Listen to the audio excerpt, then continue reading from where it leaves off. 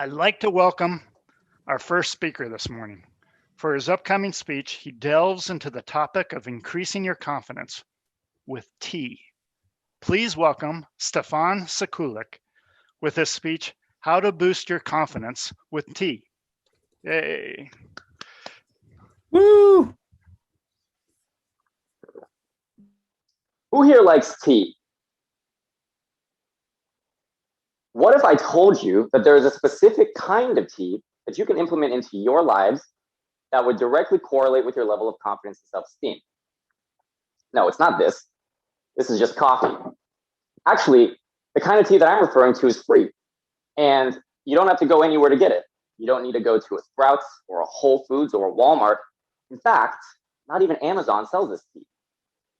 Let me go ahead and share with you what kind of tea it is that I'm referring to.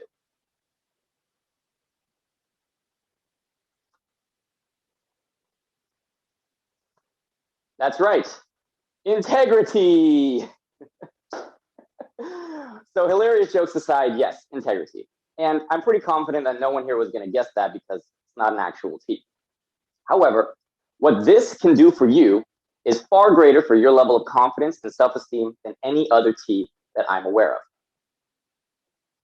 Your confidence will go directly up or down depending on your relationship with your word.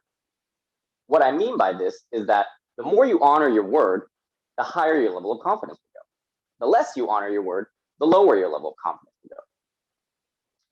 What's interesting about integrity is that most people have no issue keeping their word with others. In fact, some people would say that they have impeccable integrity with others. However, most of us don't keep our word with the most important person in our lives, ourselves. Keeping our word with ourselves can look as simple as waking up when your first alarm goes off in the morning. Not the second, definitely not the eighth, the first. And depending on whether we chose to keep that agreement with ourselves, our morning can start off with a higher level of confidence or a lower one, just like that. Let me give you some more examples of how not staying in integrity with your word can lower your level of confidence. Each time we break our word with ourselves, we receive a crack to the teacup. I'll be there at 6 p.m. Arrives at 6:05 p.m. I'm going to wake up and work out this morning. Works out the next morning. I'm going to spend 1 hour focusing on my speech. Spends 0 hours focusing on my speech. I'm going to make sure to wake up for today's Toastmasters meeting to hear Stefan's speech. Sleeps in. I'll do 2 cracks for that one. Each time we fail to honor our word, we receive a crack to our overall well-being. As you can see, with each crack that this teacup receives, it becomes more fragile. From my personal experience, one of my go-to justifications when I don't honor my word is, well, it doesn't matter. What's interesting about this is that whenever I'm saying it doesn't matter, what I'm really communicating with myself is that I don't matter. What's beautiful about this, though, is that every time I say it doesn't matter, that serves as a trigger for me to remind myself that I do, in fact, matter. Each time I hold my word with someone, I reinforce the belief that I do matter. And each time I hold my word with myself and someone else, I reinforce the belief that I matter and they matter too. The more I keep my word with myself, the larger this pile of evidence called I matter grows. And the more and more I stay in integrity with myself, the larger that pile will become. Inevitably, your confidence will soar the longer you stay in integrity with your word, and eventually you'll be able to lay supine looking at how big that pile of evidence just became. Now, I want to transition into why staying in integrity with your word, with yourself and others, actually helps to create what I like to call true freedom. Have you ever made a commitment to yourself and had it span for a specific amount of time, like exercising for 30 days, and then suddenly find yourself not feeling like doing it anymore? Feelings are barriers to commitments. As human beings, we have no control over how or when we will feel.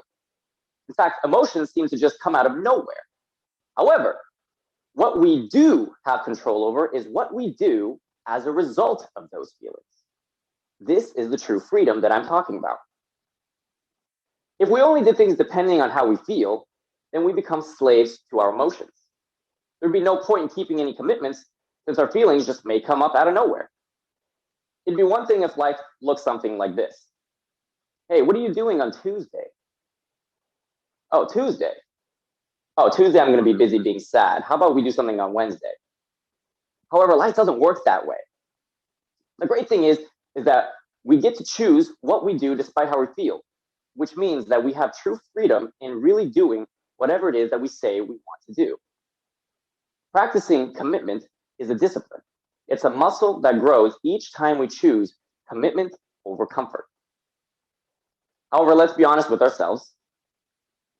No matter how great we are at keeping our commitments, we always tend to fall off of them. And that's okay. Instead of beating ourselves up over that, what we can do is practice recommitment. See, commitment is like bull riding. And I think it's funny that you mentioned this, because like bull riding, we tend to want to stay on as long as we can. However, eventually we will fall off. What's beautiful about this is that, like bull riding and like practicing recommitment, we get to practice hopping back on that bull and holding on a little bit longer. This way of practicing commitment allows us to give ourselves some grace and know that it's okay. We will fall off. And that's the point, because it's not about whether we fall off. It's about how quickly are we going to get back on that bull and hold on for just a little bit longer. By practicing recommitment, this allows us to help us get to our goals one more step at a time. So, if you're wondering how you can start building your confidence by staying integrous with yourself and others, start with the little things. Start small. Build a foundation. A house does not stand on sand. Make your bed every day. Shower. Brush your teeth. Throw away your trash. Clean your dishes the same day.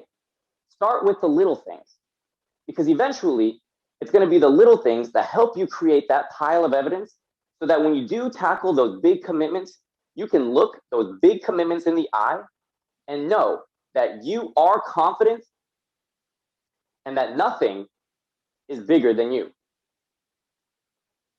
Mr. Table Topics Master, Toastmaster. Thank you, Stefan.